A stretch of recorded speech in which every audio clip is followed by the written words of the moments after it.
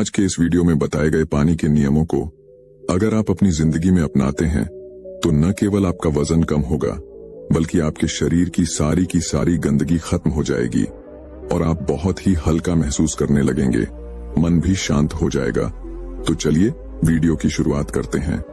हम में से ज्यादातर लोग पानी को इतना साधारण समझते हैं कि उन्हें लगता है कि वह जब चाहें, जितना चाहें और जैसे चाहें पानी को पी सकते हैं, लेकिन उनका ऐसा सोचना बिल्कुल गलत है, क्योंकि पानी देखने में जितना साधारण लगता है, ये हमारे शरीर के सभी अंगों को ठीक तरह से काम करने और शरीर में पैदा होने वाले विषैले पदार्थों को बाहर निकालने के लिए उतना ही जरूरी है। पेट से लेकर वजन बढ़ाने से लेकर वजन घटाने तक के सभी कामों में पानी सबसे महत्वपूर्ण भूमिका निभाता है। बिना पानी के हम शरीर भोजन से मिलने वाले न्यूट्रिएंट्स को अब्सॉर्ब भी नहीं कर सकता।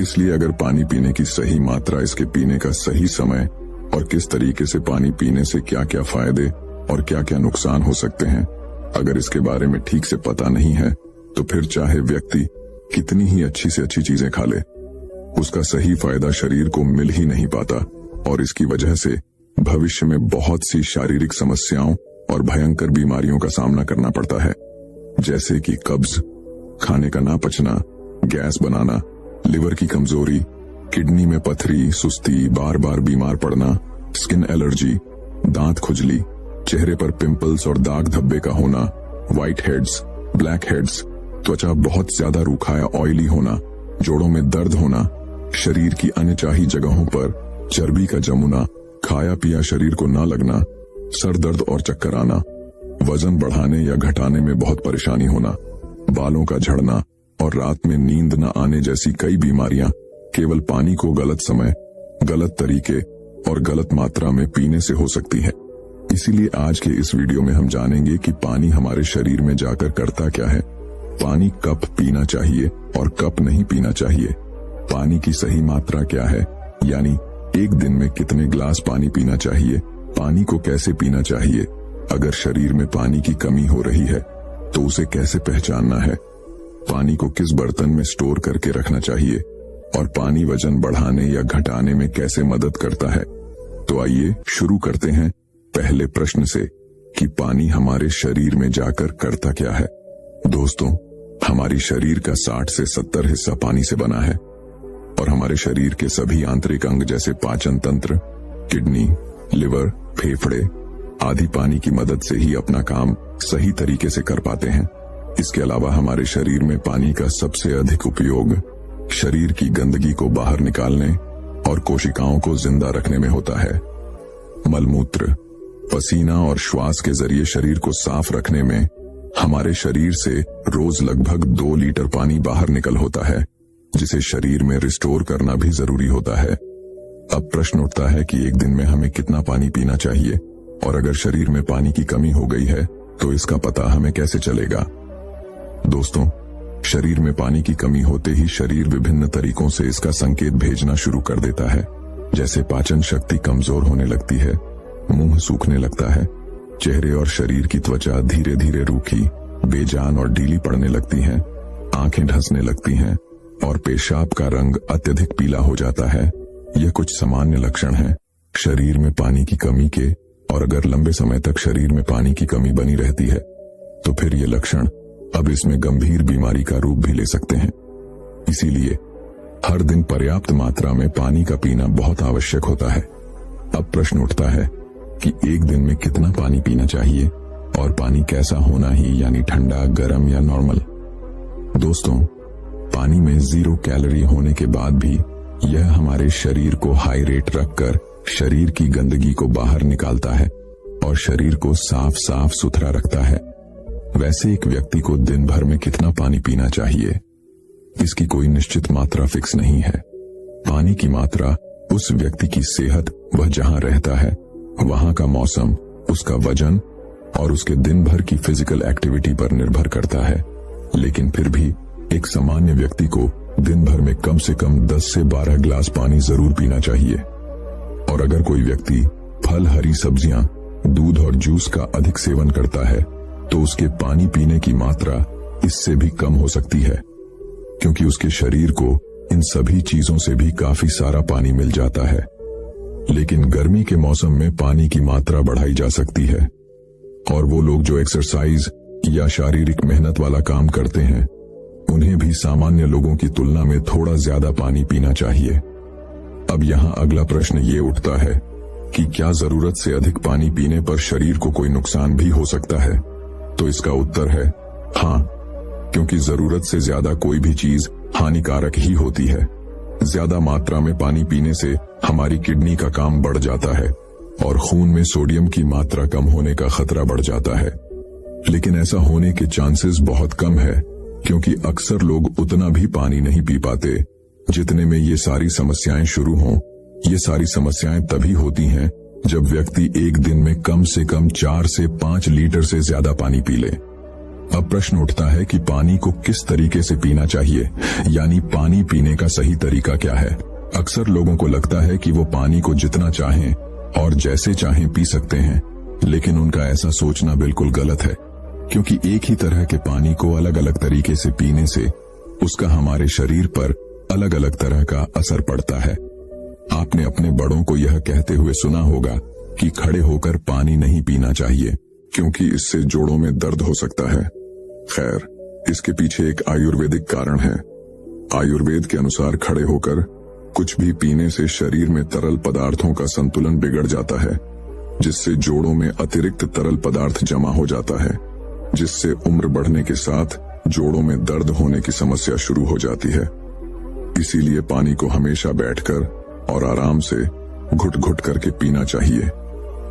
पानी का एक घुट मुंह में भरने के बाद उसे कुछ सेकंड तक मुंह में इधर उधर घुमाएं, उसके बाद उठ गएं, क्योंकि ऐसा करने से हमारे मुंह में उपस्थित लार, जो कि क्षारी यानी अल्कलाइन नेचर की होती है, वह पानी में अच्छे से खुल जाती है और पेट में जाकर पेट के अम्लीय माध्यम को उदासीन कर देती है, जिससे एसिडिटी और पेट फूलने जैसी समस्याओं से छुटकारा मिलता है और पाचन शक्ति मजबूत होती है। इसके विपरीत जल्दी जल्दी पानी पीने से मुंह की लार उस पानी में नहीं घुल पाती और हमारी किडनी भी उस पानी को ठीक से फिल्टर नहीं कर पाती। इसलिए पानी को हमेशा बैठकर आराम से ही पीना चाहिए। इसके साथ ही एक बार में 1 या 1.5 ग्लास से ज्यादा पानी नहीं पीना चाहिए, क्योंकि एक ही बार में ज्यादा पानी पी लेने से हमारी किडनी उस पानी को ठीक से फिल्टर नहीं कर पाती और फिर वह पानी बिना एक इस्तेमाल हुए ही पेशाब की जगह शरीर से बाहर निकल जाता है। अब अगला प्रश्न उठता है कि पीने का पानी ठंडा, गर्म या नॉर्मल कैसा होना चाहिए। दोस्तों, हम जब भी कोई ठंडी चीज खाते या पीते हैं तो पहले हमारा शरीर उस चीज को शरीर के तापमान तक गर्म करता है, फिर उस पर अपना काम शुरू करता है। पानी के साथ भी कुछ ऐसा ही होता है। जब हम बहुत ठंडा कर पानी पी लेते हैं तो पहले हमारा शरीर उस पानी को गर्म करता है, फिर काम में लेता है, और इस प्रक्रिया में शरीर की बहुत सी ऊर्जा खर्च हो जाती है और हमारे शरीर को भी इस पानी के उपयोग के लिए तब इंतजार करना पड़ता है जब तक यह गर्म नहीं हो जाता। और इसके साथ ही ठंडा पानी हमारे द्वारा खाए गए खाने को बहुत सख्त बना देता है, जिससे पाचन क्रिया धीमी पड़ जाती है और कब्ज होने की संभावना बढ़ जाती है।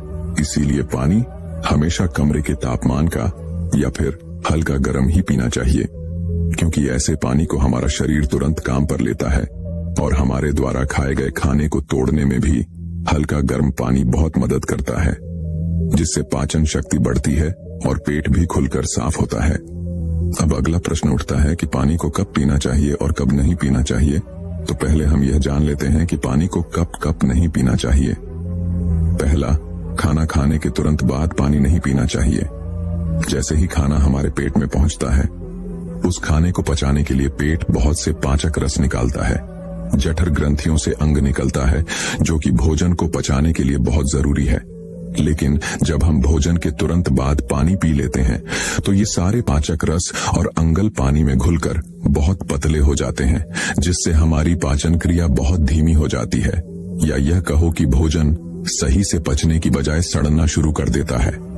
और जब यह भोजन सड़ता है तो न केवल हमारा शरीर इस भोजन से मिलने वाले पोषक तत्वों को अवशोषित नहीं कर पाता, बल्कि हमें भोजन के सड़ने से होने वाली बहुत सी बीमारियों का सामना भी करना का है, जैसे पेट का फूलना, गैस बनाना, कब्ज का होना, एसिडिटी इत्यादि। आपने बहुत से लोगों को कहते भी सुना होगा कि मैं तो हमेशा अच्छा और हेल्थी खाना ही खाता हूं, लेकिन फिर भी मेरा वजन कम नहीं हो रहा या वजन बढ़ नहीं रहा।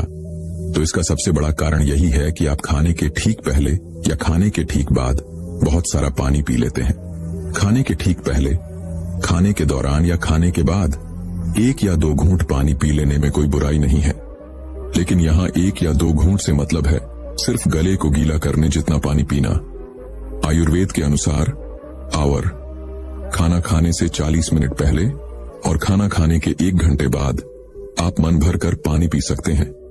अगर दोपहर के खाने के बाद आप कुछ पीना ही चाहते हैं तो आप छाछ या मट्ठा पी सकते हैं। दूसरा, रात में सोने से ठीक पहले यह अचानक नींद खुलने पर पानी पीकर सोना। दोस्तों, दिन के समय पानी पीना जितना फायदेमंद होता है, रात में ज्यादा पानी पीना उतना ही नुकसान पहुंचा सकता है, क्योंकि सोते समय हमारा शरीर आराम स्थिति में होता है, यानी वह उतना एक्टिव नहीं होता जितना दिन में होता है।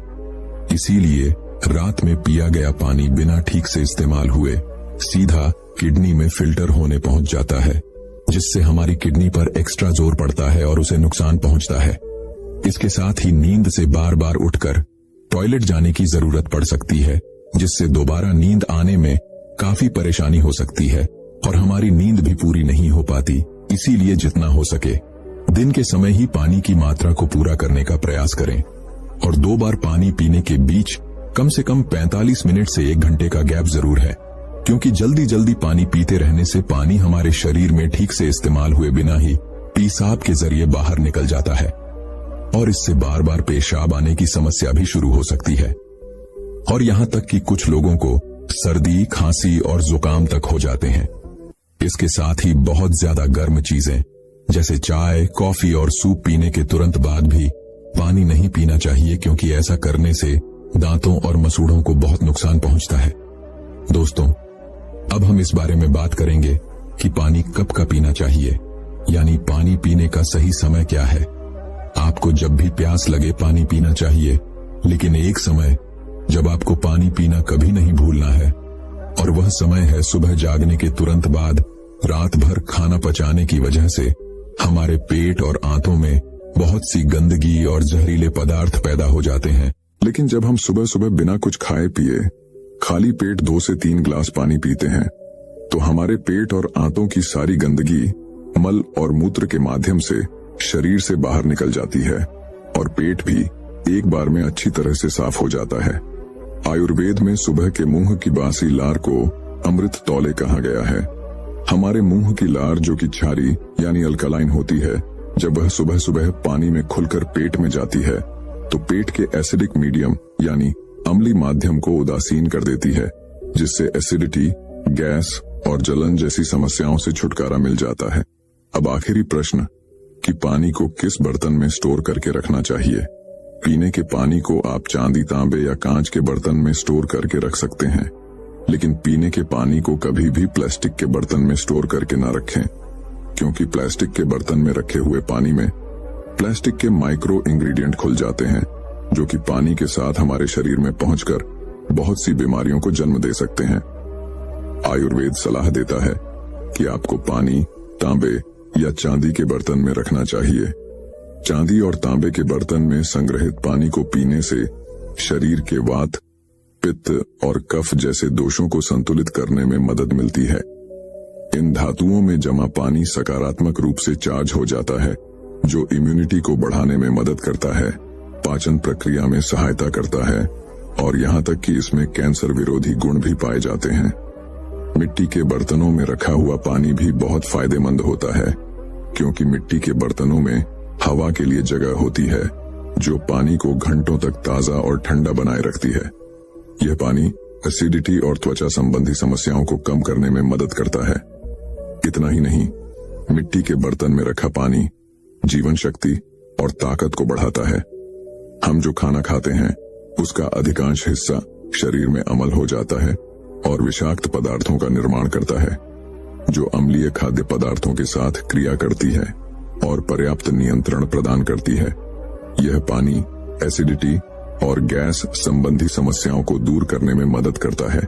यह पानी किसी भी प्रकार के रसायनों से मुक्त होता है और इसीलिए मिट्टी के बर्तन का पानी पीने से मेटाबॉलिज्म को बढ़ावा देने में मदद मिलती है। मिट्टी के बर्तन में रखा पानी पीने से पाचन शक्ति बढ़ती है और वात, पित्त और कफ नामक तीनों दोष संतुलित होते हैं। तांबा एक झात एंटीऑक्सीडेंट है, इसीलिए इसमें रखा पानी पीने से त्वचा जवान रहती है और कैंसर के होने की संभावना कम हो जाती है। इसके साथ ही वो लोग जो हाई ब्लड प्रेशर और मोटापे से परेशान हैं, तांबे के बर्तन में रखा पानी पीना उनके लिए बहुत ही फायदेमंद साबित हो सकता है, क्योंकि तांबा शरीर की अतिरिक्त चर्बी को पानी में घोलकर वजन कम करने में मदद करता है।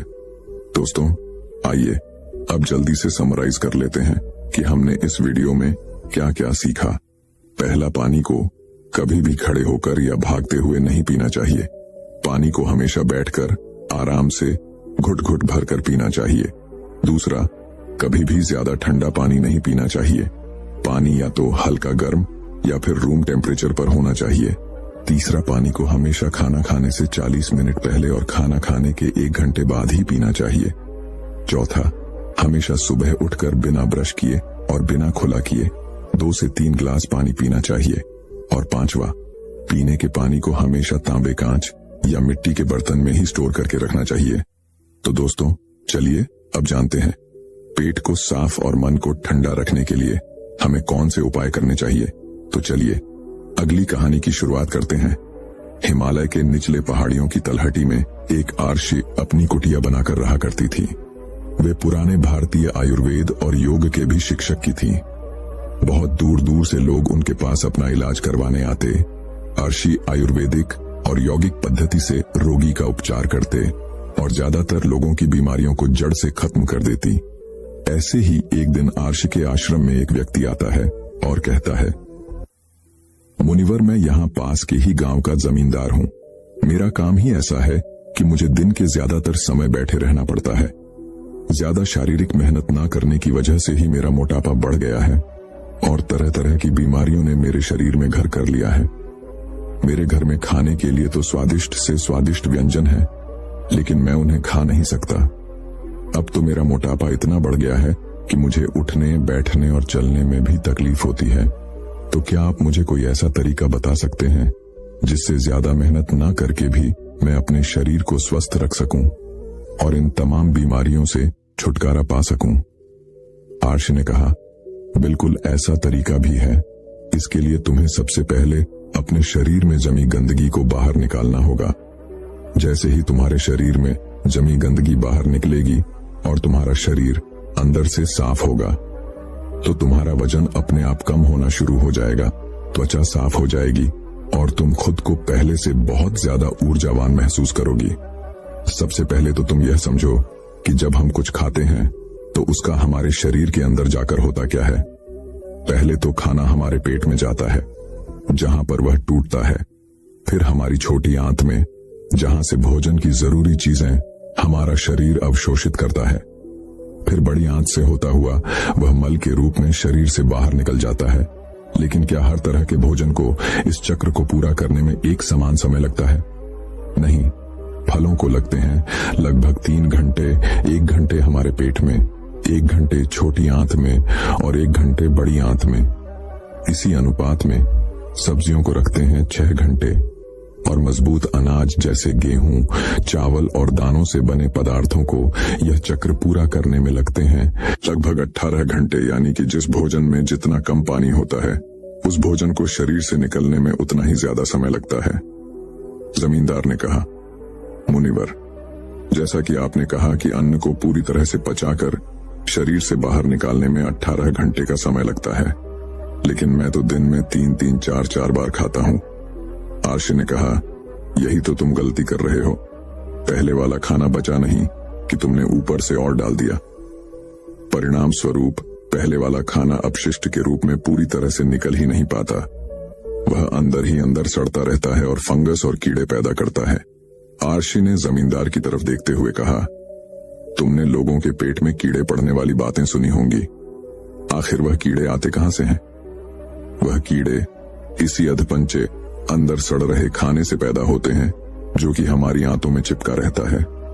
ये जरूरी नहीं कि कल खाया हुआ भोजन ही तुम्हारी आंतों में गंदगी के रूप में चिपका हो सकता है कि साल भर पहले काव्य भोजन का कुछ हिस्सा तुम्हारी आंतों में गंदगी के रूप में आज भी चिपका हो।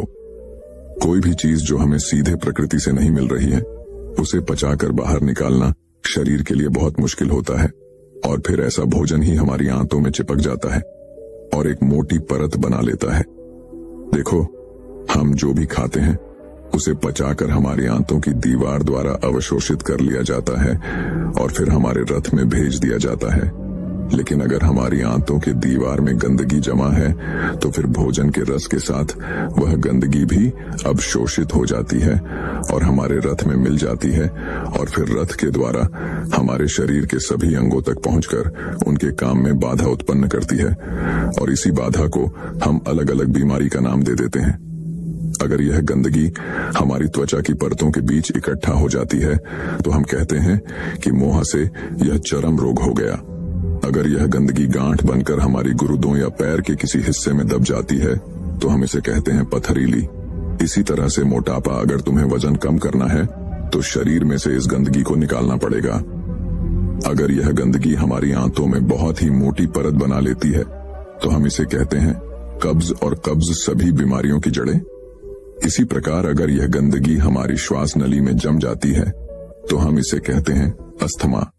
तो असल में कहने का अर्थ यह है कि यह गंदगी ही हमारी सभी बीमारियों की जड़ें, और हम अगर इस गंदगी को शरीर से बाहर निकाल दें तो हम अपनी सभी बीमारियों से छुटकारा पा सकते हैं, क्योंकि जो शरीर अंदर से साफ है उसमें कोई बीमारी हो ही नहीं सकती।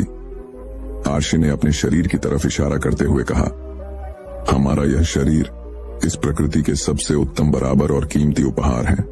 कुछ समय पश्चात हम इस शरीर को मां प्रकृति को वापस लौटा देंगे, तो हम सबकी यह जिम्मेदारी है कि जब तक यह शरीर हमारे पास है हम इसे साफ और स्वस्थ रखिए और इसे वैसे ही वापस लौटाइए जैसा मां प्रकृति ने हमें यह दिया था। आर्शी ने आगे कहा, लाखों सालों से इंसान सीधे प्रकृति से प्राप्त पदार्थों को खाते आए हैं, इसीलिए इंसानी पाचन तंत्र भी इसी के अनुकूल विकसित हुआ है। यानी कि बना तो हमारा शरीर कच्चे प्राकृतिक पदार्थों के लिए था, लेकिन अपने स्वाद के चक्कर में हमने इसमें बहुत सी गंदगी डालनी शुरू कर दी है। तो तुम्हारा पहला काम तो शरीर में जमी इस गंदगी को बाहर निकालना है, और फिर दूसरा काम उसमें सही भोजन डालना है। जमींदार ने कहा, लेकिन मुनिवर सही से गंदगी को बाहर निकालना कैसे है?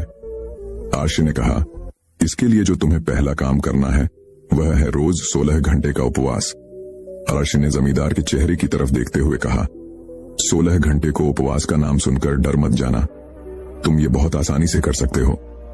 देखो, जो शक्ति हमारे अंदर से गंदगी को निकालेगी, वजन कम करेगी, बीमारी ठीक करेगी, वो हमारे अंदर ही है।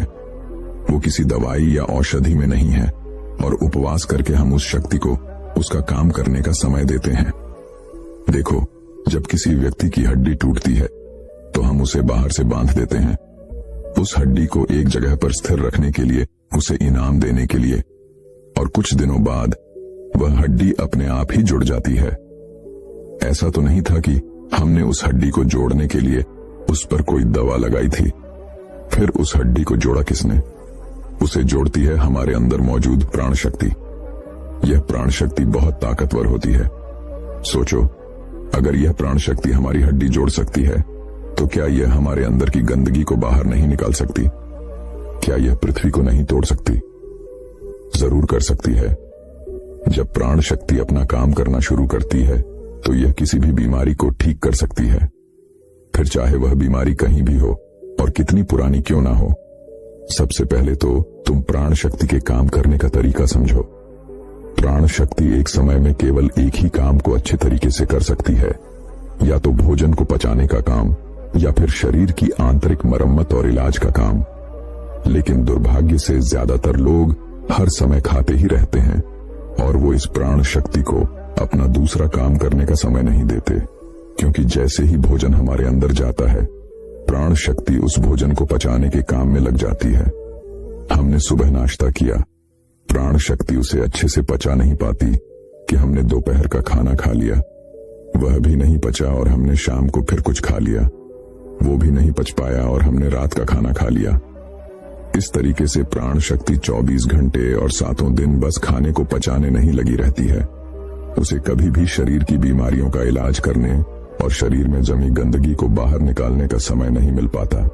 तो अगर हम चाहते हैं कि प्राण शक्ति हमारे शरीर पर भी अपना काम कर सके, तो हमें रोज कुछ समय के लिए उसे भोजन को पचाने के काम से मुक्त रखना होगा। और ऐसा हम कर सकते हैं 16 घंटे उपवास रखकर। अगर तुम रात को 8 बजे अपना खाना खाते हो तो कोशिश करो कि सुबह 12 बजे तक कुछ भी ना खाओ। अगर तुम सुबह 12 बजे तक भूखे नहीं रह सकती तो तुम सुबह नाश्ते में कोई जूस या नारियल पानी पी सकते हो।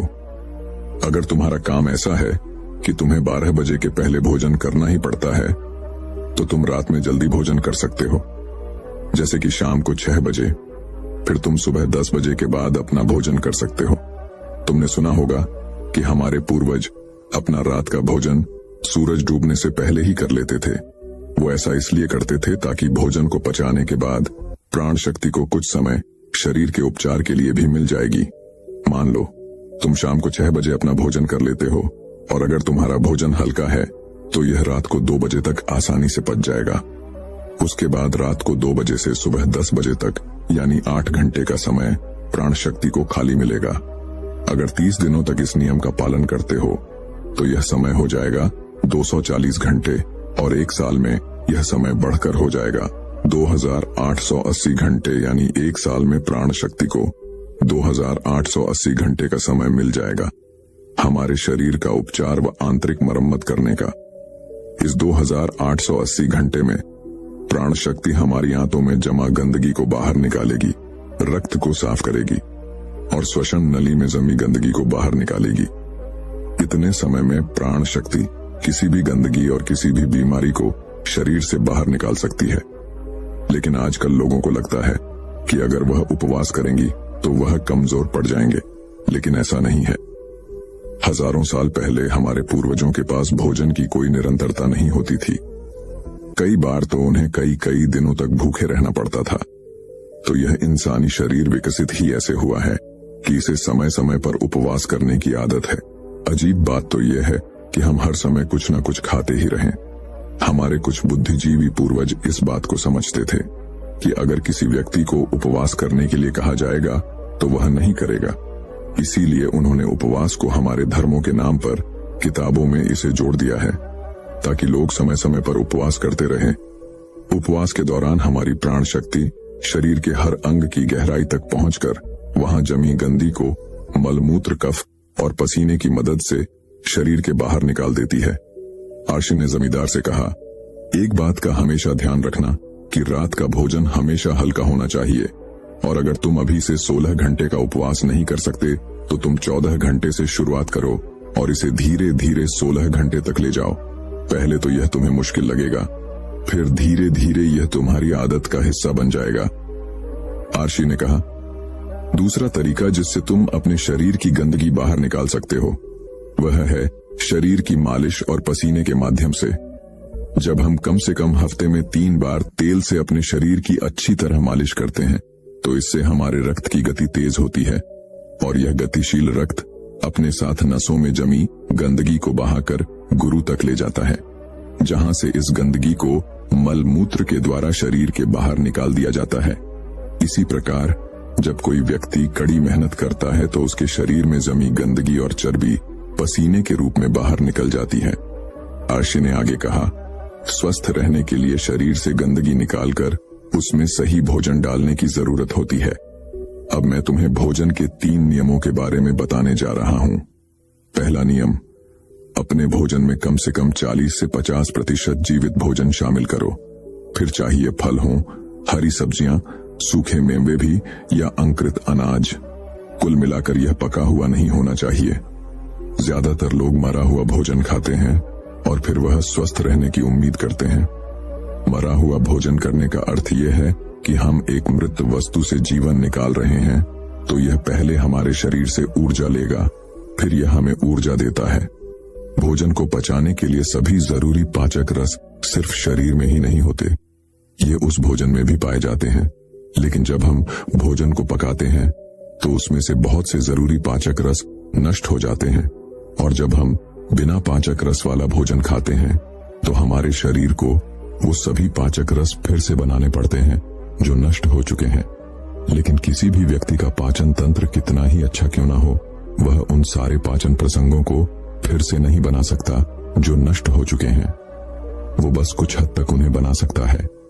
दूसरा नियम, शुद्ध शाकाहारी भोजन खाए, यानी ऐसा भोजन जो पेड़ों से आता है, न कि जानवरों से मांस, मछली या अंडा।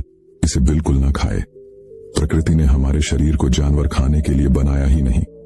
तीसरा नियम, बासी या बहुत देर से रखा हुआ भोजन न खाए। भगवत गीता के 17वें अध्याय के 10वें श्लोक में भगवान श्री कृष्ण कहते हैं कि जो भोजन पका हो उसे पकने के एक पैर यानी 3 घंटे के अंदर खा लेना चाहिए, क्योंकि 3 घंटे के बाद वह भोजन तामसिक हो जाता है, उसमें से प्राण जाने लगते हैं। इसीलिए भारतीय और एक संस्कृति में यदि पका हुआ भोजन 3 घंटे से अधिक देरी से रखा हुआ है तो उसे नहीं खाया जाता। हमारे पूर्वज भी इसी नियम का पालन करते थे, इसीलिए भोजन चूल्हे से सीधे उनके थाली में आता था। लेकिन आजकल ज्यादातर लोग सुबह का भोजन शाम को और रात का बचा हुआ भोजन सुबह करते हैं और बहुत सी बीमारियों को निमंत्रण देते हैं। आरशी ने जमींदार के चेहरे की तरफ देखते हुए कहा, अगर तुम इन नियमों का पालन करोगे तो तुम्हारी बीमारी भी ठीक हो जाएगी, तुम स्वस्थ रहोगे और कभी भी बीमार नहीं पड़ोगे।